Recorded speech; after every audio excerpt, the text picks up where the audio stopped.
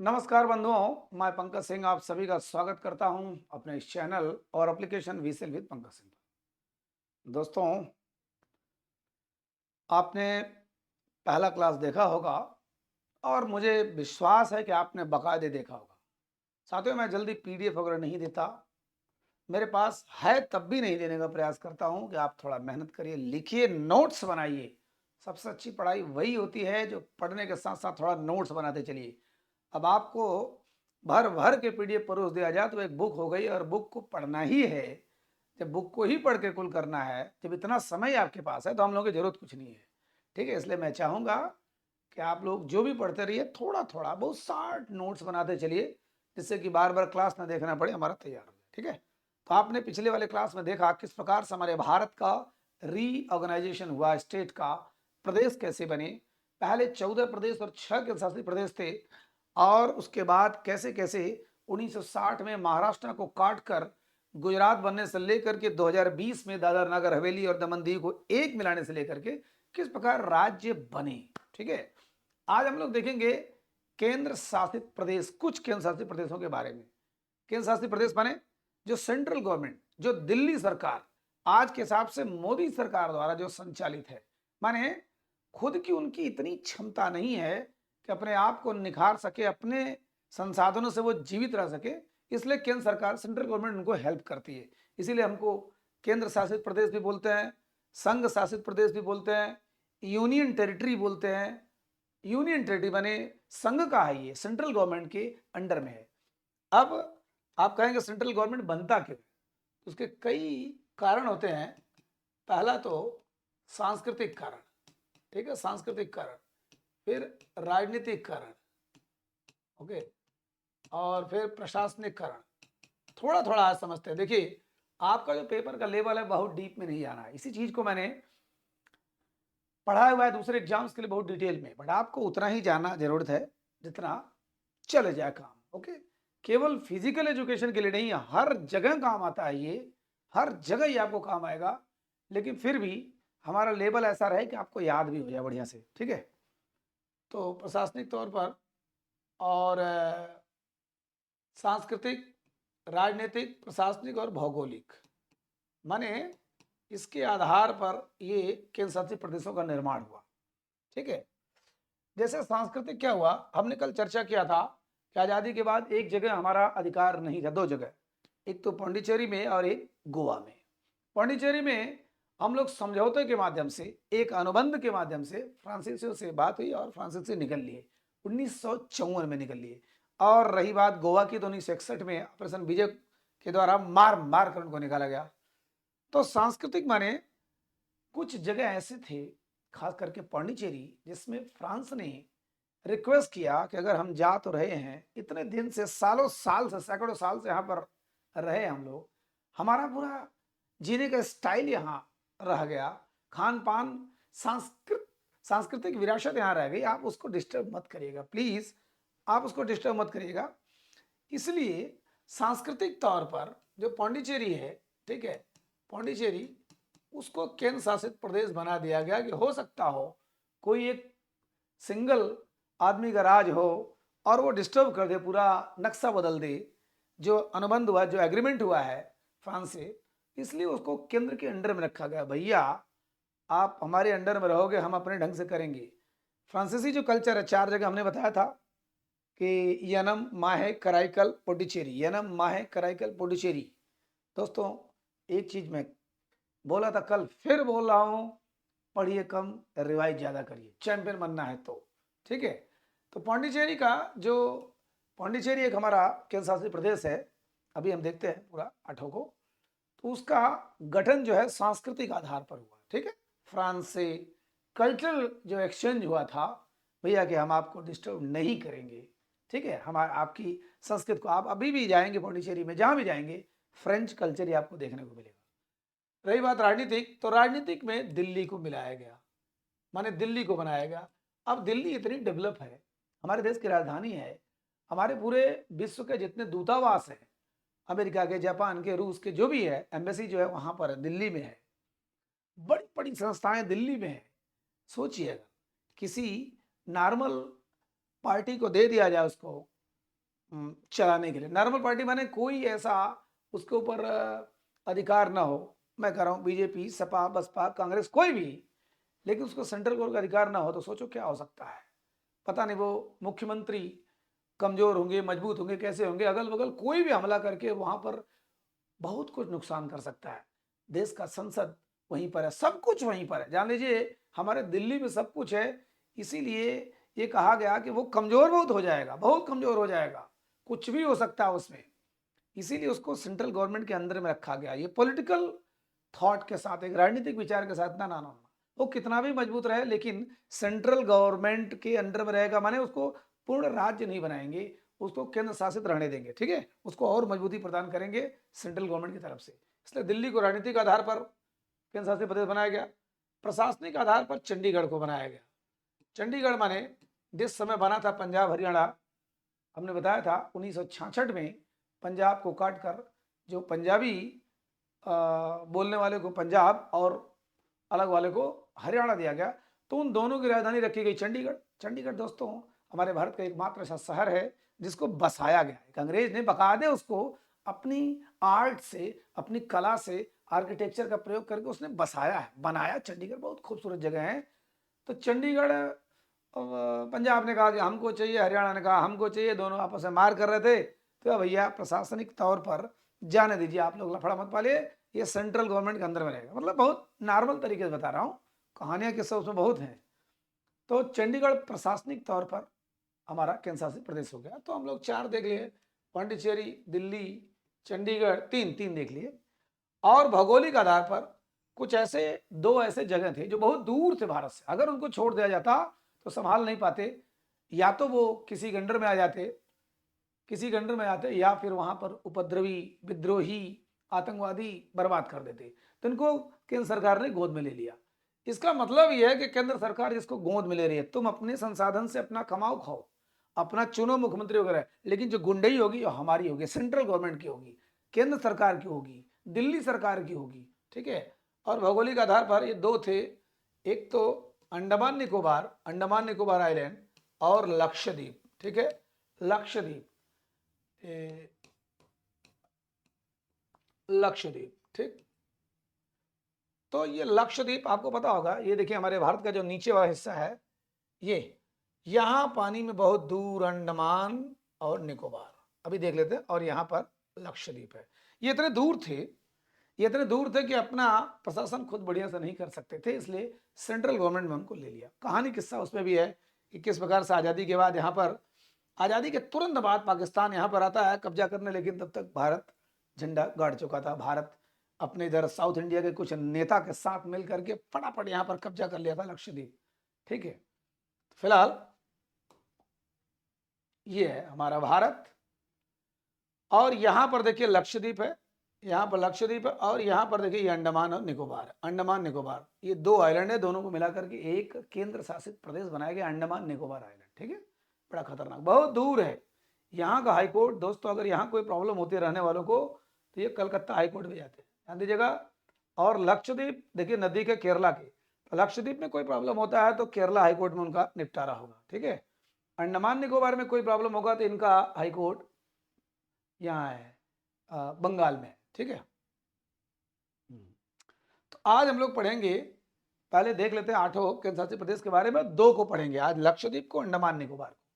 देखिए इधर हमारा यहाँ पर दिल्ली है, ये दिल्ली हमारा राजधानी, हमारी राजधानी उत्तर प्रदेश के पास, या सोचिए ये, सॉरी यहाँ नहीं है, ये तो सारा ये यहाँ दिल्ली है। देखिए दिल्ली ये है, चंडीगढ़ इधर है, पंजाब हरियाणा की राजधानी देखिए, पंजाब या हरियाणा, पंजाब हरियाणा राजस्थान, इसी बहाने आप लोग मैप से परिचित होइए। ये हो गया दिल्ली, ये हो गया चंडीगढ़, ये हो गया जम्मू कश्मीर, और ये हो गया लद्दाख। जम्मू कश्मीर लद्दाख 1 2 3 4। अब इधर पर दादर नागर हवेली, दादर नागर हवेली दमन दीव, ये दादर नागर हवेली दमन दीव ये दोनों को एक में हो गया, ये दोनों मिलाकर के एक ही केंद्र शासित प्रदेश हो गया। ध्यान दीजिएगा कितने हो गए, 5, लक्षद्वीप 6, 2 2 4 1 5, लक्षद्वीप 6, अंडमान निकोबार 7, और पुडुचेरी 8। ये देखिए यहाँ पर यनम, यहाँ पर कराईकल पुडुचेरी, और यहाँ पर माहे, ये चारों को मिला करके पौंडीचेरी बनता है, कल हमने पढ़ा था। ठीक है, जो जो नहीं देखा होगा जरूर पहला वाला वीडियो देखेगा, नहीं तो मजा नहीं आएगा। तो किस प्रकार से प्रदेश बना हमने पिछले वाले चैप्टर में देखा। आज हम लोग देखते हैं दो केंद्र शासित प्रदेश के बारे में जहां से प्रश्न बनते रहते हैं। प्रश्न आज का मैं बता दूं आपको, हमारे पूरे भारत क्या दक्षिण पूर्व एशिया का एकमात्र सक्रिय ज्वालामुखी एक्टिव वॉल्केनो कहाँ है? यहीं पर है। मतलब और जितने ज्वालामुखी हैं सब डॉर्मेंट हैं, सुसुप्त हैं या मरे हुए हैं, वो उभरते हजारों साल में, वो संभावना नहीं है उनको फूटने की। लेकिन एक ही ज्वालामुखी वॉल्केनो ऐसा है जिसमें से लावा निकलता रहता है और वो अंडमान निकोबार में है। ठीक है, वो अंडमान निकोबार में है और उसके बारे में हम लोग चर्चा करते हैं। तो देखिए, ये लक्षद्वीप और ये अंडमान निकोबार। ठीक, अब देखते हैं। देखिए इधर अंडमान निकोबार को यहां से थोड़ा सा अगर हटा के दूसरे किसी पर चलते हैं, चलिए यहां पर चलते हैं। इसको हाथ से बनाकर पढ़ेंगे तो और मजा आएगा दोस्तों। ठीक है, मेरे ख्याल से बहुत रात में मैं क्लास ले रहा हूं तो उतना एनर्जेटिक ऐसा नहीं लग रहा है। ठीक है, लेकिन आप लोग अपना फायदा के लिए केवल देखिए कि कितना मेरा फायदा हो रहा है, कितना बढ़िया से याद हो रहा है। बस मेरी एनर्जी मत देखिए, एकदम टकाटक है, खाली टाइम का डिफरेंस हो सकता है। लाइव क्लास में लूंगा दोस्तों, पता नहीं क्यों मुझे मज़ा नहीं आता लाइव क्लास में, इसलिए उसमें डिस्टर्ब ज़्यादा लोग करते हैं। ठीक है, इंगेजिंग ज़्यादा होते हैं, जुड़ते आप लोग ज़्यादा हैं, बिजनेस पर्पज से वो ज़्यादा मुझे फायदेमंद है। लेकिन पता नहीं क्यों मुझे एज ए टीचर ग्रुप में मज़ा नहीं आता थोड़ा सा। फिलहाल लूंगा, देखूंगा। अब इधर देखिए, ये हमारा भारत। ठीक है, यहां पर दोस्तों लक्षद्वीप है। लक्षद्वीप में लगभग 35-36 द्वीप है। ये 3 द्वीप माने ऐसे ऐसे द्वीप माने होता है जिसके चारों तरफ पानी हो, और यहाँ पर ये भी 3 द्वीप है, माने द्वीपों का समूह है ये। और यहाँ कैसा कोरल आइलैंड है ये। कोरल आइलैंड माने ये मूंगे की द्वीप का चट्टान है दोस्तों। यहाँ पर ना जब आप जाएंगे, मूंगे का चट्टान है, माने छोटे छोटे जंतु जिसमें कैल्शियम कार्बोनेट का जिसका खोल होता है, कैल्शियम कार्बोनेट का, वो मर जाते हैं। तो वो जो कठोर जो होता है कैल्शियम कार्बोनेट वो जम जाता है, जैसे उसका खपड़वा होता है वो जम जाता है। उसी पर बैठते बैठते उसी पर फिर जंतु आए, फिर आए, हजारों करोड़ों अरबों ऐसे बनते बनते बनते पूरा बीटा बन गया, वो पूरा द्वीप बन गया, आइलैंड बन गया, मूंगे की चट्टान है वो। तो यहाँ पर 35-36 मेन है, जबकि लक्षद्वीप माने होता है लाखों द्वीप। लेकिन 35-36 में से 3 द्वीप मेन है जिसको हमको पढ़ना है। 3 द्वीप ये है दोस्तों, अमीनी द्वीप, अमीनी द्वीप, अमीनी द्वीप, और यह है लक्का द्वीप, लक्का द्वीप, और यह है मिनिकॉय, मिनिकॉय द्वीप। इसको नाम याद रख लीजिएगा, अमीनी द्वीप, लक्का द्वीप, मिनिकॉय द्वीप, अमीनी द्वीप, लक्का द्वीप, मिनिकॉय द्वीप। ठीक है, और यहाँ पर हमारा मालदीव कंट्री है। मालदीव आपने 1-2 साल पहले देखा होगा, जो लफड़ा हुआ था मालदीव के, सब हमारे भारत वालों ने बायकॉट कर दिया कि नहीं हम नहीं जाएंगे, बर्बाद हो गया पूरा मालदीव। हमारे ज़्यादातर हीरो वगैरह या नेता वगैरह वहीं पर अपने वैकेशंस मनाने जाते हैं। बड़ा खूबसूरत जगह है और बहुत महंगा है। लेकिन हमने देखा कि लक्षद्वीप में है ना, हमारे प्रधानमंत्री या और भी लोग लक्षद्वीप को इतना टारगेट कर दे कि भाई हमारे देश में खुद ही इतना बेहतरीन जगह है, इसको छोड़ के आप यहाँ क्यों जाते हैं मालदीव में, इतना गजब का जगह है। फिलहाल याद करने के लिए तो यहाँ पर 3 मुख्य द्वीप है, अमीनी द्वीप, लक्का द्वीप, मिनिकॉय द्वीप, और ये है मालदीव, दूसरा देश है मालदीव दोस्तों। इसके बीच में ध्यान दीजिएगा, मालदीव और इसके बीच में एक जो काल्पनिक रेखा गई, इधर गई है, एक इधर गई है, ठीक है, और एक इधर गई है, माने इनके बीच में एक रेखा है।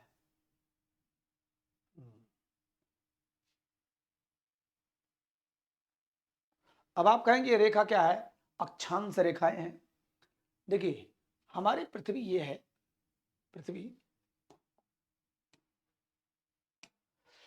दोस्तों, पृथ्वी पर हमारे एक काल्पनिक रेखा बना हुआ है, एक मतलब हॉरिजेंटल भी और वर्टिकल भी, एक क्षैतिज भी बना हुआ है और एक ऊर्ध्वाधर भी बना हुआ है। देखिए ऐसे ऐसे रेखाएं बनाई गई हैं, मनमान रेखा बनाई गई है, मनमान माने लगभग 181 रेखा बनाई गई है। और फिर उसके बाद ये 360 रेखा इधर बनाई गई है बीच में, ये ऐसे बनाई गई है, ठीक है। इसको हम लोग बोलते हैं देशांतर रेखा, और इधर वाले को बोलते हैं अक्षांश रेखा। देशांतर रेखा, अक्षांश रेखा, ठीक है। ये काल्पनिक रेखा बनाई गई है। अब देखिए यहाँ पर ये 0 अंश है, मान लीजिए बीच में, एकदम बीच वाला 0 अंश है। दोस्तों एक सवाल है कि हमारे भारत का अक्षांशीय विस्तार और देशांतरी विस्तार कितना है। हमारे भारत का अक्षांशीय विस्तार और देशांतरी विस्तार कितना है। माने आप जो पढ़े होंगे वो तो 2 मिनट में बता देंगे, लेकिन नहीं पढ़े तो समझ में नहीं आएगा क्या अक्षांश क्या देशांतर। ये तो हमारा दोस्तों ये देखिए, ये बीच वाला देशांतर रेखा है, ये देशांतर रेखा है, और ये अक्षांश रेखा है, बीच वाला ये। अब हमारा इधर घर है, किधर घर है, किधर घर है, किधर घर है, इसको हम लोग बोलेंगे पूर्वी देशांतर, इसको बोलेंगे पश्चिमी देशांतर आधे आधे पर, और इसके ऊपर बोलेंगे उत्तरी अक्षांश, इसको बोलेंगे दक्षिणी अक्षांश। क्योंकि ये वाली जो रेखा है इसको अक्षांश बोलेंगे, और ये वाली जो रेखा है देशांतर बोलेंगे। तो सीधे सीधे स्पष्ट दिख रहा है कि ये बीच में भाग बांट दिया तो पूर्वी देशांतर, और इधर हो गया पश्चिमी देशांतर, चूंकि पूरब इधर होता है। अगर अक्षांशी विस्तार में देखें तो ये उत्तरी अक्षांश, इसके ऊपर उत्तरी अक्षांश, और यह है दक्षिणी अक्षांश। और इसको हम लोग इसको दक्षिणी गोलार्ध भी बोलते हैं, आधा गोला, दक्षिणी गोलार्ध, उत्तरी गोलार्ध। अगर कोई पूछे कि हमारा देश की स्थिति है कहाँ, हमारा देश भारत है कहाँ, तो ध्यान दीजिएगा हमारा भारत यहीं पर है। हमारा भारत ये यहीं पर है, हमारे यहीं पर, ठीक है। ये भारत यहीं पर है। तो किस देशांतर में हो गया, पूर्वी देशांतर में हो गया, पश्चिमी देशांतर में हम लोग नहीं है। किस अक्षांश में हो गया, दक्षिणी नहीं, उत्तरी अक्षांश में हम लोग हो गए, उत्तरी अक्षांश। बार बार करो दोस्तों, ये सब रेखाएं अक्षांश रेखाएं और ये सब रेखाएं देशांतर रेखाएं, ठीक है। मैं अंग्रेजी में ज़्यादा प्रयोग नहीं करूंगा, क्योंकि ज़्यादातर लोगों को मैं देखता हूं कि हिंदी वाले मुझसे जुड़े हुए हैं तो हिंदी में ही ज़्यादा बात हो, कुछ कुछ चीज़ें अंग्रेजी का, कुछ बाहर के लोग भी जुड़ते हैं, पंजाब वगैरह भी वाले भी काफ़ी लोग जुड़ते हैं, लेकिन अगर उनको प्रॉब्लम होती है तो तब बता दूंगा। बट अभी हिंदी को जानिए, देशांतर और अक्षांश, ठीक है। तो हमारा भारत यहाँ ये देखिए, ये इसको बोलते हैं हम लोग कर्क रेखा, और इसको बोलते हैं मकर रेखा। ये नीचे 23.5 अंश पर कर्क रेखा, मकर रेखा, हमारे भारत के बीचों बीच कर्क रेखा गुजरती है। अब आप कहेंगे ऐसे कैसे अंदाजे में आप लगा दिए, तो ये जो लाइन गुजर रही है दोस्तों, लाइन ध्यान दीजिएगा। अब देखिए यहाँ पर अंडमान है, और यहाँ पर अंडमान, और यहाँ पर निकोबार। ये जो देखिए दूसरी लाइन जो जा रही है, इसको देखते हुए अब मैं कहूँगा कि इसको बता दूं, मालदीव और मिनिकॉय के बीच में 8 डिग्री चैनल गुजरता है। मालदीव और मिनिकॉय द्वीप के बीच में 8 डिग्री, मिनिकॉय और लक्का द्वीप के बीच में 9 डिग्री चैनल गुजरता है, और ये अंडमान और निकोबार के बीच में 10 डिग्री चैनल गुजरता है। अब आप कहेंगे मतलब क्या है, 0 90 ऊपर जाता है, 90 माने 90 लाइन ऊपर है और 90 लाइन नीचे है। दोस्तों ध्यान दीजिएगा, जो पहली बार पढ़ रहे हैं उनको थोड़ा सा टफ लगेगा। ये जो हमारा 0 अंश, ये अक्षांश रेखा, अक्षांश ऐसे अक्षांश, उसके ऊपर 90 लाइन है, ये काल्पनिक रेखा है, ध्यान दीजिएगा, कभी आपने रेखा देखा नहीं होगा, और नीचे 90 है। तो हम लोग जो 8वां लाइन जो गुजर रहा है, 8वां, ये देखिए 8 अंश, 8 अंश। अब 90 अंश ऊपर है, 90 अंश नीचे है, माने 180 लाइन है। तो 8वां जो लाइन गुजर रही है वो मालदीव और मिनिकॉय के बीच में, माने हम लोग 8 अंश पर हैं। हमारा जो ये कोना वाला है, समझिए 8 अंश लेके यहाँ, अब देखिए भारत ये है ना, ये यहाँ पर 8 अंश है, 8 अंश 36 को छोड़िए, 8 अंश है, और यहाँ पर अगर अक्षांश गुजरेगा ये है 37 अंश, माने 37 अंश। और अगर इधर देशांतर वाला देखोगे तो इधर है 68 अंश और इधर है 97 अंश, माने 68वीं लाइन ये जो गुजर रही है इधर एकदम कोने में, इधर 68वीं लाइन गुजर रही है ये, और इधर चूंकि हमारा और इधर 97 दोस्तों, इधर 180 रेखा है, इधर 180 रेखा है, ठीक है। माने देशांतर रेखा ज्यादा है, ये वाला अक्षांश रेखा 181 है, 90 इधर 90 उधर, बीच में 181। और ये जो देशांतर रेखा है ये इधर 180 इधर 180, 360 रेखाएं हैं। तो हमारे जो भारत की स्थिति है ध्यान दीजिएगा, पूर्वी देशांतर में है, उत्तरी अक्षांश में है, और यहां पर है 8 अंश से 37 अंश अक्षांश में है, और देशांतर में देखेंगे 68 से 97 अंश है, 68 से 97 अंश देशांतर में। ठीक है, तो हमारी स्थिति ये है, इसी बहाने वो भी जान लो।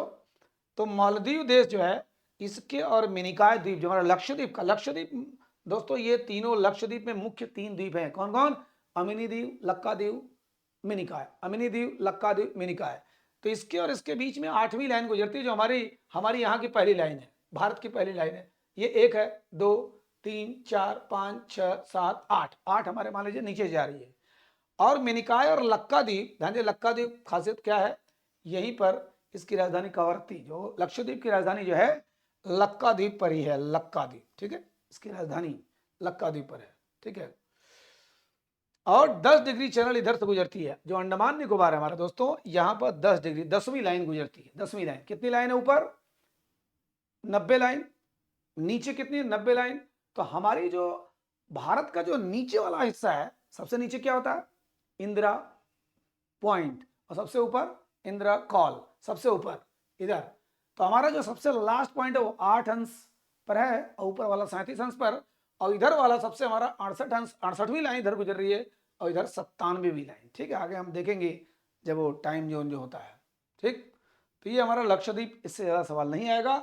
रही बात अंडमान निकोबार की दोस्तों, तो अंडमान निकोबार इधर देखिए, हिमालय पर्वत जब इधर आता है, हिमालय पर्वत, तो यहाँ से समुद्र में डूब जाता है। समंदर में डूबने के बाद यहाँ पर फिर निकलता है, 4 भाग इधर आता है, 1, 2, 3, 4, और फिर बीच में गैप देकर 3 भाग इधर आता है, 3। तो इसको हम लोग 4 द्वीप है, ये चारों को हम लोग बोलते हैं इसको अंडमान, और इस तीनों को बोलते हैं निकोबार। आपको लग रहा होगा कि ये तो बड़ा टेढ़ा टॉपिक, कुछ नहीं टेढ़ा दोस्तों, अभी से पढ़े रहिए। भारत को नहीं जानते हैं तो जितनी खेल संस्थाएं हैं, जितना इवेंट हो गया, जहां जहां हो रहा है, अभी हम लोग नेशनल गेम को पढ़ेंगे, राष्ट्रमंडल गेम को पढ़ेंगे नए सिरे से।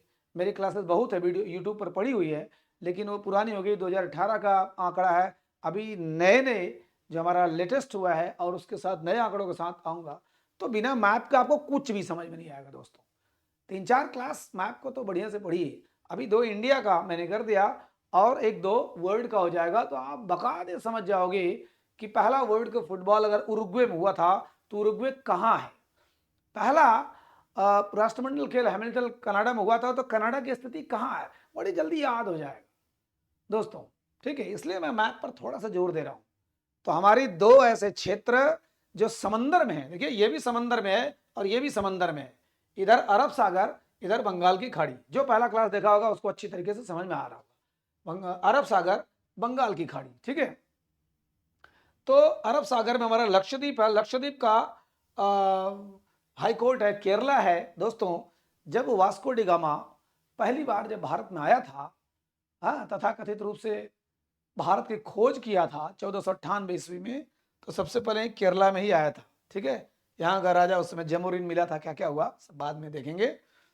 तो ये तीनों द्वीप में सबसे मेन द्वीप लक्का द्वीप, यहाँ इसकी राजधानी है, और नीचे एक देश है मालदीव, मालदीव से मिनिकॉय से सटा हुआ 8 डिग्री चैनल, मिनिकॉय से लक्का द्वीप 9 डिग्री चैनल, और अंडमान और निकोबार के बीच में ये जो चैनल है, मतलब जो लाइन गुजरी है, जो अक्षांश रेखा गुजरी है, उसे हम लोग बोलेंगे 10 डिग्री रेखा, 10 डिग्री चैनल, 10 डिग्री अक्षांशी रेखा, जो भी बोलिए। ये वाली रेखा हॉरिजॉन्टल रेखा, अक्षांश रेखा, और ये वर्टिकल ऊर्ध्वाधर रेखा, इसको देशांतर रेखा। ठीक है, तो ये हो गया। अब पढ़ते हैं अंडमान के बारे में। ठीक है, अंडमान के बारे में न समझ में आ रहा है दोस्तों तो कमेंट करिएगा, इसको और भी बढ़िया से मैं बता दूंगा। लेकिन शुरुआत अभी है, थोड़ा सा समय भी है, तो उसको बढ़िया से आप मैप को देखिएगा, हर पेपर में आपको काम आने वाला है। अब इधर देखिए अंडमान, अंडमान को देख लेते हैं। हाँ, जो जानने लायक चीजें यहाँ पर देख लेते हैं, 2, 3, 4, 1, 2, 3, 4 दोस्तों। इसको हम लोग बोलेंगे नॉर्थ अंडमान, इसको बोलेंगे मिडिल अंडमान, ठीक है, मध्य अंडमान, इसको बोलेंगे साउथ अंडमान, और इसको बोलेंगे लिटिल अंडमान। क्या बोलेंगे? लिटिल अंडमान। 4 पार्ट में है ये अंडमान। नॉर्थ अंडमान, मिडिल अंडमान माने उत्तरी अंडमान, मध्य अंडमान, दक्षिणी अंडमान, लिटिल अंडमान माने सबसे और सबसे ये बड़ा वाला है, सबसे बड़ा मिडिल अंडमान, सबसे बड़ा मध्य अंडमान, बहुत बड़ा है ये, काफी बड़ा है। लेकिन सबसे इंपॉर्टेंट ये है साउथ अंडमान। ठीक है, सबसे इंपॉर्टेंट ये इसलिए कि कहते हैं दोस्तों कि आपके जीवन में कहीं भी जाना हो चाहे ना जाना हो, लेकिन जीवन में एक बार अंडमान की यात्रा जरूर करिए। वहाँ सेलुलर जेल है, वहाँ जरूर जाइए और वहाँ पर एक महान क्रांतिकारी की जीवन गाथा है, सब कुछ है। कुछ लोग उनको पसंद करते हैं, कुछ लोग नापसंद करते हैं, लेकिन मैं कहूँगा विद्वानों का विद्वान, अगर राजनीतिक परिपेक्ष से आप हट जाएं, थोड़ा पार्टीबाजी से हट जाएं, तो उस व्यक्ति का नाम वीर सावरकर, इतना जबरदस्त इंसान कि जिसको 27 साल यहाँ जो काला पानी की सजा दी जाती थी दोस्तों, यहीं पर होता था। काला पानी माने भारत से बहुत दूर समंदर में अंडमान निकोबार पर एक जेल, सेलुलर जेल, वहां पर जाके किसी को छोड़ दो, कहाँ भागेगा? और बड़ी खतरनाक यातना के साथ, बहुत ही खतरनाक। अगर आप पढ़ते हैं तो पता चलेगा कि वहां पर किस प्रकार से कोल्हू का बैल जो होता है, तो बैल के जगह पर आदमियों को बांध करके 30-30 मन रोज तेल पिरवाया जाता था। और इतना कठोर अनुशासन, तनिक भी कुछ गड़बड़ी होता था तो बांध देते थे, ऐसे करके बांध देते थे ऊपर, और एक एक हफ्ते तक खाना पीना नहीं देते थे। मतलब बहुत ही कठोर नारकीय जीवन वहां पर वीर सावरकर जैसे लोग रहे हैं। और लोग जाते हैं आज भी उस जेल का मुआयना करने, लोग जाते हैं उनकी कर्मस्थली देखने की। ज्यादातर 27 मतलब इनका जेल तो जीवन तो यहीं बीत गया। कहा जाता है कांग्रेस या और विरोधियों की ये तर्क रहता है कि इन्होंने माफीनामा मांगा तब अंग्रेजों ने माफी दिया। अब उसमें सच्चाई क्या कोई नहीं जानता, लेकिन वीर सावरकर अगर पूरा जीवनी देख लेते दोस्तों, गांधी को गांधी के मुंह पर टक्कर देने वाला कोई बंदा, एक ब्राह्मण होकर के और जात पात को खत्म करने वाला एक बंदा, बड़ा गजब के माने। मतलब इतना बड़ा विद्वान था कि रोज उसी जेल की दीवारों पर कुछ चीज पाते थे, कंकड़ पत्थर, उसी से लिखते थे कविता। कविता रोज लिखते तो रोज मिटा देते थे। बाद में जब ये 27 साल बाद छूटे हैं तो उन्होंने उसको कॉपी पर लिखा, गोमांतक नाम से कविता, 10,000 लाइन की कविता। इतना ब्रिलियंट, इतना जीनियस आदमी थे। उनके बारे में क्या बताऊं, अब यहाँ पर वो चर्चा करने का विषय नहीं है, आधुनिक इतिहास में हम चर्चा करेंगे। वीर सावरकर की तपोभूमि रही है, मैंने 27 साल यहाँ पर रहे हैं साउथ अंडमान। साउथ अंडमान में यहीं पर इसकी राजधानी पोर्ट ब्लेयर है। पोर्ट ब्लेयर माने अंडमान निकोबार की राजधानी पोर्ट ब्लेयर, और यहीं पर सेलुलर जेल है। ठीक है, सेलुलर जेल है। और इसी जेल में वीर सावरकर, वीर दामोदर सावरकर को जेल में रखा गया था। इनके भाई जब ये जाते हैं ना तो इनको लगता है कि मैं ही अकेले हूं, या मेरे जैसे और बहुत से हैं, लेकिन इनके खुद सगे भाई वहां पर पता नहीं कितने सालों से वो तेल पेर रहे थे। ठीक है, बहुत कठोर सजा होती थी यहाँ पर। तो यहाँ जानने लायक चीज क्या है, लिटिल अंडमान में ध्यान दीजिएगा साथियों, हमारे भारत का सबसे छोटा नेशनल पार्क है साउथ बटन। साउथ बटन, यहाँ पर कई बटन है, नॉर्थ बटन, साउथ बटन, लेकिन मिडिल बटन, पर यहाँ साउथ बटन सबसे छोटा नेशनल पार्क है। कहाँ है वो? लिटिल अंडमान पर, ध्यान दीजिएगा। और साउथ में थोड़ा सा और खासियत कुछ है कि यहाँ पर एक आइलैंड है, ध्यान दीजिए इसको। यहाँ थोड़े दूर पर एक आइलैंड है, थोड़े दूर पर, इसको हम लोग बोलते हैं north sentinel. North sentinel island दोस्तों, साउथ जो अंडमान है उसके थोड़ा सा दूर पर, यहाँ पर 50-60 किलोमीटर दूर पर, बड़ा गजब, बड़ा खतरनाक आइलैंड है, आपने सुना होगा। यहाँ पर सेंटलीज, जो सेंटलीज जो प्रजाति के लोग रहते हैं, माने आदिवासी रहते हैं, बड़े खतरनाक होते हैं। वो बिल्कुल भी बर्दाश्त नहीं करते कोई हमारे धर्म कर्म या पूजा त्योहार उत्सव किसी में भी, हमारे रहन सहन में कोई भी हस्तक्षेप बर्दाश्त नहीं करते, जो जाता है मार देते हैं जान से। आज भी दोस्तों साउथ अंडमान, साउथ अंडमान जो है यहाँ पर मार देते हैं इसको। ठीक है, कोई भी जाता है, कौन सी जनजाति है? सेंटली जनजाति है। मात्र है 50-60 लोग हैं, लेकिन वो जहर बुझे तीर हो चाहे जो भी हो, वो अपने स्टाइल में रहते हैं, नंगे बिड़ंगे आज भी रहते हैं। मतलब उनका ये है कि हमको आधुनिकता की दौड़ में मत आप फंसाइए, हमारा जो है हमको अपने स्टाइल में जीने दीजिए। बड़ा चर्चा हुआ था जब अमेरिका वाला गया था, मार दिया था लोग तीरों से, और उस पर कई वेब सीरीज भी बनी हुई है। तो नॉर्थ सेंटिनल आइलैंड है, और उस द्वीप पर, ये आइलैंड माने द्वीप, द्वीप पर सेंटिलीज नामक प्रजाति रहती है, जनजाति रहती है। हमारे पुरुष और स्त्री रहते हैं, वहां पर कोई नहीं जाता। हमारा है तो जरूर, लेकिन हम वहां से बेगाने हैं, ठीक है। वो बर्दाश्त नहीं करते किसी को कि हमारे कल्चर में कोई दखल दे, ठीक। तो ये साउथ का सबसे ज्यादा खासियत हो गया कि पोर्ट ब्लेयर यहीं पर है, सिल्वर जेल यहीं पर है, और यहाँ पर एक ज्वालामुखी है, और यहाँ पर एक ज्वालामुखी है। इस ज्वालामुखी को बोलेंगे नारकोंडम द्वीप। ये नारकोंडम द्वीप ये सुसुप्त ज्वालामुखी है दोस्तों, डॉर्मेंट वॉल्केनो। सुसुप्त माने सोया हुआ है, मरा हुआ नहीं है।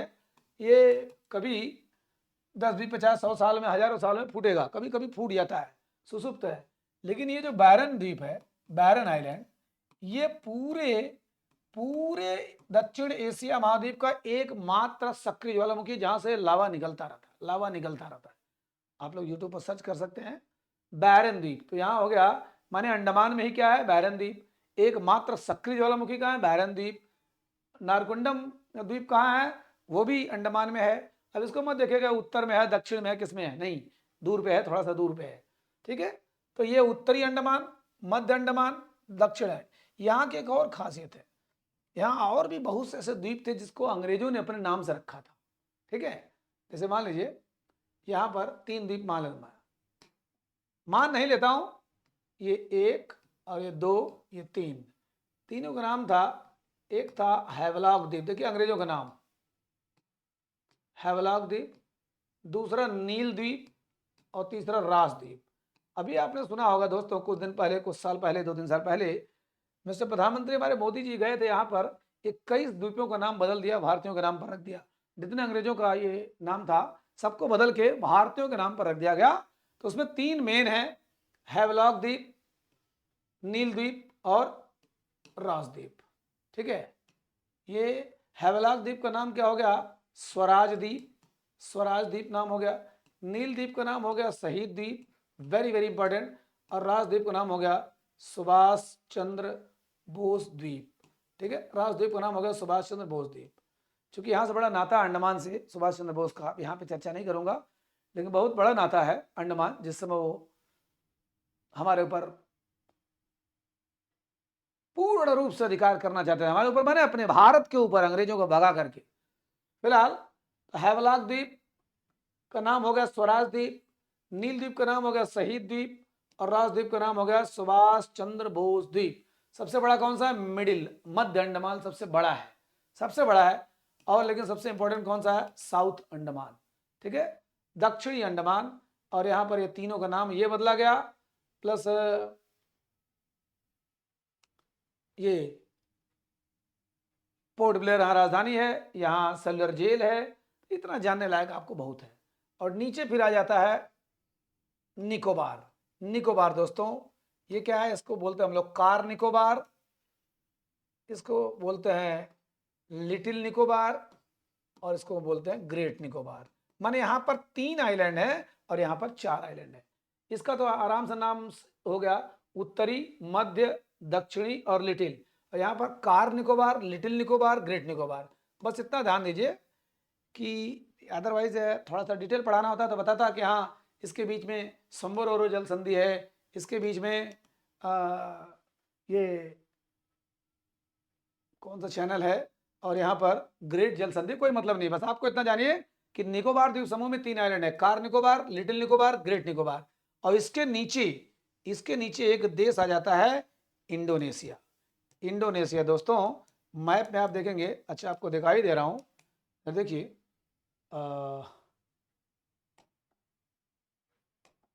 देखिए ये हमारा भारत ये है, और इंडोनेशिया ये है, ये देखिए इंडोनेशिया ये है, और हमारा अंडमान और निकोबार यहाँ है। तो निकोबार के जस्ट नीचे इंडोनेशिया देश आ जाता है, इंडोनेशिया। इसकी राजधानी जकार्ता दोस्तों, जकार्ता इंडोनेशिया, ठीक है। तो भारत के इधर, और म्यांमार दोस्तों, ये देखिए म्यांमार है, ये हमारा देश, ये म्यांमार माने हमारा देश नहीं है, देश से सटा हुआ म्यांमार। और इसी के नीचे है कोको आइलैंड, कोको आइलैंड इतना जानने की जरूरत नहीं है। और जस्ट उसी कोको आइलैंड के नीचे हमारा अंडमान निकोबार है। ठीक है, हमारा उसमें कई जल संधियां ऐसी हैं जो कि पढ़ने लायक है, लेकिन आपके लिए जरूरी नहीं है। बस इतना जान लीजिए कि हमने लक्षद्वीप को थोड़ा सा जान लिया, हमने अंडमान निकोबार को थोड़ा सा जान लिया। ठीक है, लक्षद्वीप, अंडमान निकोबार। अंडमान में कितने? 4 हैं। और लक्षद्वीप पे कितने? सॉरी, निकोबार में कितने? 3 हैं।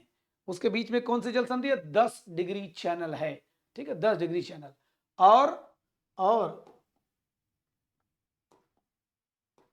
इधर देखिए, यहां पर हमने देखा कि जो ग्रेट निकोबार है, इसके और इंडोनेशिया के बीच में ग्रेट जल संधि है। जल संधि माने जैसे मान लीजिए 2 स्थल है, 2 देश है, इधर एक देश है, इधर देश है, बीच में समंदर है।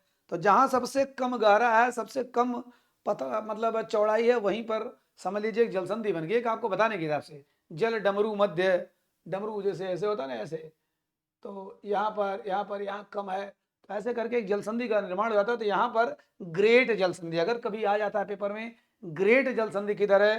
तो इंडोनेशिया के सुमात्रा द्वीप और हमारा ग्रेट निकोबार के बीच में है।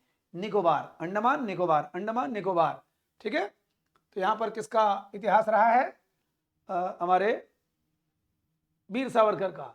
3 नाम बदल दिया गया, हैवलॉक अंग्रेज का नाम अब स्वराज कर दिया गया, नील का शहीद कर दिया गया, राजद्वीप का नाम सुभाष चंद्र बोस द्वीप कर दिया गया। और हमारा एकमात्र सक्रिय ज्वालामुखी बैरन द्वीप है, सुसुप्त ज्वालामुखी नारकोंडम द्वीप है। ठीक है, बहुत हल्के में पढ़ा रहा हूँ दोस्तों, किसी और चैनल पे इसको पढ़ाया हूँ तो बहुत डिटेल पढ़ाया हूँ, तो इतना लेकिन जानना जरूरी है ये। ठीक है, तो ये हो गया हमारा अंडमान और निकोबार। लक्षद्वीप में हमने 3 देखा, कौन कौन? अमिनी द्वीप, लक्काद्वीप, मिनिकॉय। अमिनी द्वीप, लक्काद्वीप, मिनिकॉय। तो 8 degree channel, 9 degree channel, 10 degree channel हो गया। ऊपर तक हमारा 37 तक जाता है उसके ऊपर। तो हमारे भारत का सबसे आखिरी पॉइंट क्या है? इंदिरा पॉइंट। क्या? इंदिरा पॉइंट। और ऊपर सबसे सबसे आखिरी क्या? इंदिरा कॉल। और उसको बताऊंगा क्या मतलब क्या है इसका। इंदिरा कॉल, इंदिरा पॉइंट सबसे, है ना, ये हमारा भारत है। तो यहाँ पर जो है इंदिरा काल है, और यहाँ पर इंदिरा पॉइंट, सबसे नीचे वाला पॉइंट इंदिरा पॉइंट। ठीक है, इंदिरा पॉइंट, इंदिरा काल। ये क्या है? हमारा अरब सागर, ये बंगाल की खाड़ी, बंगाल की खाड़ी में है अंडमान निकोबार, और ये लक्षद्वीप है अरब सागर में है। ठीक है, ये केरला का क्षेत्र है और ये पश्चिम बंगाल का क्षेत्र है। ठीक, मेरे ख्याल से अंडमान निकोबार के बारे में इससे ज़्यादा तो नहीं जानना आपको, अगर होगा तो मैं बता दूंगा। ठीक, और ये देखिए, हमने भारत को थोड़ा सा जानने का प्रयास किया। कल हमने देखा था कि किस प्रकार से असम को काट करके सब बनाया गया, असम मेन था, किस प्रकार से काट के असम, मेघालय, त्रिपुरा, मिजोरम, मणिपुर, नागालैंड, अरुणाचल प्रदेश। अरुणाचल प्रदेश 87 में बनता है दोस्तों, सबसे लास्ट में बनता है। गोवा भी 87 में बनता है, और मिजोरम भी 87 में बनता है। 3 चीज हमने देखा था, 87 में बनता है, और उसके बाद 72 में 3 बनते हैं। याद करो, मणिपुर, मेघालय और त्रिपुरा 72 में, यही दोनों में थोड़ा सा कंफ्यूजन था। ठीक, अदरवाइज तो सब सिंपल सिंपल था।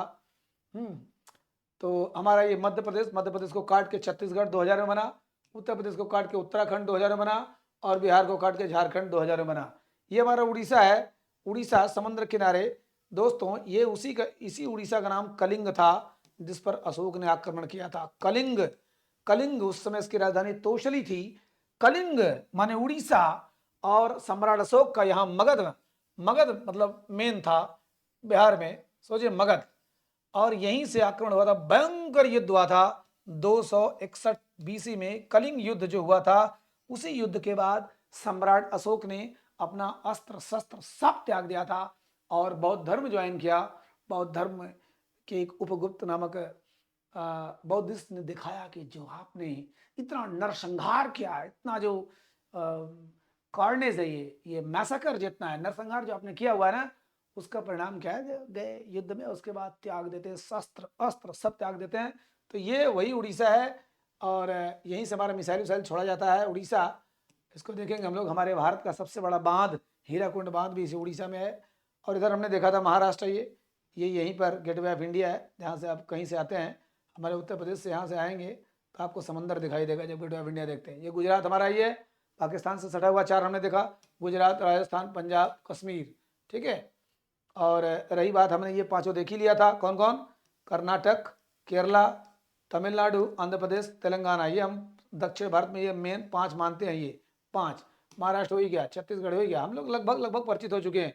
ये देखिए 1975 में ये सिक्किम बना था, जो सिक्किम के बगल में हमने क्या देखा था, कंचनजंगा पर्वत, हमारे देश का सबसे ऊंचा वास्तव में पर्वत। और वैसे तो केटू घाट भी राष्ट्रीय है जो हमारे पीओके में है। मैंने ये भी बताया था ये पाकिस्तान का कश्मीर है इसलिए पीओके बोलते हैं, और ये चीन का कश्मीर है इसे अक्साई चीन बोलते हैं, ठीक है। और इधर हमने उत्तराखंड, ये हिमाचल प्रदेश देख ही लिया था कि 1971 में ये बना था, हाँ ना, प्रदेश बना था उत्तराखंड। तो लगभग लगभग इधर सब परिचित हो गया, सबसे परिचित हो गया है मेरे ख्याल से, इसमें कुछ भी नहीं बचा हुआ है। तेलंगाना, हाँ बिल्कुल बिल्कुल, ये सातों हो ही गया। ये पश्चिम बंगाल है, आज हमने देख ही लिया कि किस प्रकार से अंडमान निकोबार का जो वैधानिक कार्रवाई जो होती है, जो कानूनी कार्रवाई, उसका हाई कोर्ट यहाँ पर है, ठीक है। झारखंड, बिहार, झारखंड, बिहार, झारखंड, ये मगध का संपूर्ण सिस्टम, मगध का एक दिन मैप में पूरा पढ़ लेंगे। आज लंबा क्लास हो गया होगा फिलहाल। अच्छा नहीं, अभी तो एक दूसरी चीज है जो मेंस का मैंने कहा दोस्तों कि आप लोग प्रैक्टिस करते रहिए, मेंस का प्रैक्टिस करते रहिएगा, मजा नहीं आएगा। कुछ भी लिखिए, 200 शब्दों की सीमा और 125 शब्दों की सीमा आप एक तो बना लीजिए कॉपी, कि बस इतने में हमको लिखना है, इतने में उस प्रश्न का अंत वहीं कर देना है, नहीं तो फिर प्रॉब्लम हो जाएगी। आपको कितना भी आता रहे दोस्तों, शब्द सीमा नहीं करेंगे तो बेकार हो जाएंगे। तो आज मैं एक और प्रश्न लिया हूं, उसको 210 208 तक आया हुआ है। अब एकदम 200 एग्जैक्ट तो नहीं होगा, लेकिन देखिए कितना इजी आप लिख सकते हैं। तो मेंस का ये देखिए, आज एक सवाल बनाया है कि नई खेल नीति का बीसीसीआई पर प्रभाव। आपको पता है कि नई खेल नीति हमारी लागू होने वाली है बहुत जल्दी, और संसद से लगभग पास हो ही गया है। तो कुल मिला जुला के उस पर सबसे ज्यादा दुखी है बीसीसीआई। बीसीसीआई माने हमारा भारतीय क्रिकेट कंट्रोल बोर्ड, क्योंकि वो ऑटोनॉमस है, वो स्वायत्त है। वो कभी सरकार से पैसा नहीं लेता, खुद का खर्चा निकालता, खुद का गुंडई करता, खुद का सिलेक्शन रखा हुआ है, जो भी करता खुद करता, किसी का इंटरफेयर नहीं बर्दाश्त करता।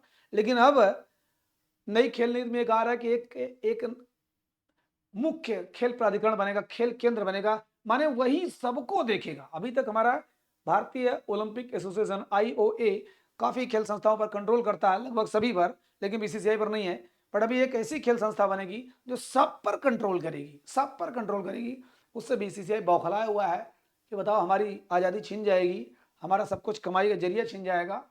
तो उसी पर मैंने एक प्रश्न बनाया हुआ, देखिए इधर, नई खेल नीति का बीसीसीआई पर प्रभाव। लंबे समय से अधिकृत और अनधिकृत माने ऑफिशियल और अनऑफिशियल सभी खेल संस्थाओं और अंग्रेजी नहीं सॉरी अग्रणी संस्था, माने काफी बढ़ चढ़ के भाग लेना, अग्रणी संस्था भारतीय ओलंपिक समिति आईओए, इसकी स्थापना दोस्तों 1927 में हुई थी। आईओए भारतीय ओलंपिक समिति के अथक प्रयासों के बावजूद अंतर्राष्ट्रीय स्पर्धाओं में भारतीय खेलों की गिरती स्थिति, माने इतनी जबरदस्त कुल करने के बाद, देखिए खेल संस्थाओं और भारतीय ओलंपिक समिति के अथक प्रयासों के बावजूद अंतर्राष्ट्रीय स्पर्धाओं में भारतीय खेलों की गिरती स्थिति यह स्पष्ट दर्शाती है कि सब कुछ ठीक ठाक तो नहीं है। लाख प्रयास हो रहे हैं लेकिन मेडल नहीं आ रहे हैं, तो सब कुछ ठीक ठाक तो नहीं है। खेलो इंडिया के कई प्रयासों द्वारा, कई आयामों द्वारा है ये खेलो इंडिया के कई प्रारूप द्वारा, माने खेलो इंडिया यूनिवर्सिटी गेम, खेलो इंडिया मतलब कई उसमें विंटर गेम, कई के द्वारा खेलों की उन्नति तो हुई, लेकिन पदक तालिका में बारंबार निचले पायदान पर आना भारतीय खेलों की आंतरिक कमियों को दर्शाता है। इन्हीं सब बातों को ध्यान में रखकर भारत सरकार द्वारा संसदीय प्रक्रिया से पारित कर एक खेल नीति बनाई जा रही है, जिसमें एक मुख्य खेल प्राधिकरण होगा या खेल संस्था होगा, जो वर्तमान में पल्लवित सभी खेल संस्थाओं को संचालित करेगा। माने जितने खेल संस्था इस समय हैं, चाहे फुटबॉल संस्था, वॉलीबॉल संस्था, जितनी, सबको वही रेगुलेट करेगा, वही करेगा, ठीक है। इसको गिनेंगे दोस्तों, उस दिन तो गिन के दिखाया था, गिनेंगे तो 208 209 आ रहा है शब्द। इस निर्णय से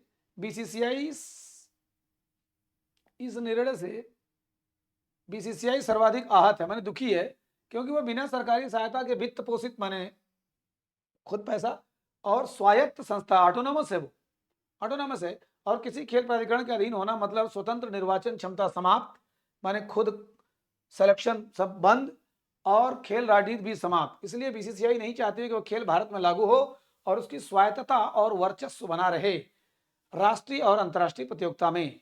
माने वो नहीं चाहती कि कोई और इंटरफेयर करे, हम एकदम आजाद है अंतर्राष्ट्रीय राष्ट्रीय में, जो हम करते, जो हम चाहते हैं वही उसी को चुनते हैं, जो हम चाहते हैं वही करते हैं। जबकि भारत सरकार सभी खेल राजनीति को समाप्त कर एक स्वतंत्र प्राधिकरण के अधीन सभी खेल संस्थाओं को करके अनुशासन, समानता और खिलाड़ियों के प्रदर्शन में निखार चाहती है। फिलहाल भविष्य में सरकार और बीसीसीआई में वैचारिक अंतर्कलह होने की प्रबल संभावना है, जिससे केवल और केवल खेल को क्षति होगी।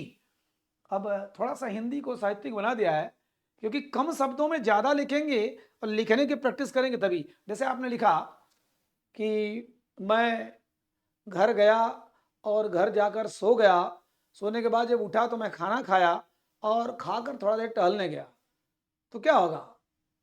टहल कर आने के बाद सो गया, टहल के आने के बाद थोड़ा मूवी सूवी देखा, थोड़ा मनोरंजन किया।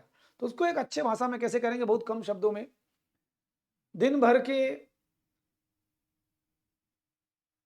माने दैनंदिन कार्यों से निवृत्त होकर भोजन ग्रहण करके मन के आंतरिक शांति के लिए थोड़ा मनोरंजन कार्यक्रमों में भाग लिया। अब इतना लंबा क्यों बोलना है, थोड़े में उसको निपटा दीजिए, सब कुछ हो गया। कि दैनंदिन कार्यों से निवृत्त होकर थकान की अवस्था में भोजन ग्रहण करके कुछ देर आराम के पश्चात मनोरंजन हेतु खेतों में निकल गया। एक लाइन में खत्म, नहीं 13 लाइन बोल रहे बिना मतलब का। उसी प्रकार मैंने थोड़ा सा इसको बनाया। आप लिखिए, आज क्या लिखेंगे आप? आज अपने मन की स्थिति लिखिएगा, है ना? कुछ ऐसा चीज जो आपको कष्ट हुआ हो, कुछ ऐसा चीज जो आपको अच्छा लगा, कुछ भी लिखिए 200 शब्दों में। ये पूरा 200 है लगभग, बीच में भी 125 वाला भी मैं बनाऊंगा, ठीक है? ऐसे बीच बीच में करके मैं जीके में भी देता रहूंगा, सब में देता रहूंगा। पहले आप प्रैक्टिस करिए, क्या क्वेश्चन आएगा हमको नहीं पता, आपको नहीं पता, पहली बार होने जा रहा है, कुछ भी नहीं पता, लेकिन ये आइडिया रहेगा तो धड़ाधड़ मारेंगे, ठीक है? कैसा लगा बताइएगा जरूर। बहुत दिनों बाद आया हूँ दोस्तों, बहुत प्यार मिल रहा है आप लोगों का, और अच्छा लग रहा तो फटाफट फैलाए, क्योंकि मैं यूट्यूब से बहुत दूर हो चुका था। अब किसी के पास मेरे ख्याल से नोटिफिकेशन नहीं जा रहा होगा, तो आप लोग फैलाइए उसको, बताइए कि नहीं हाँ फिर से मैं आ चुका हूँ। अच्छा लगता है तो जुड़िए और फैलाइए, ठीक है? नमस्कार।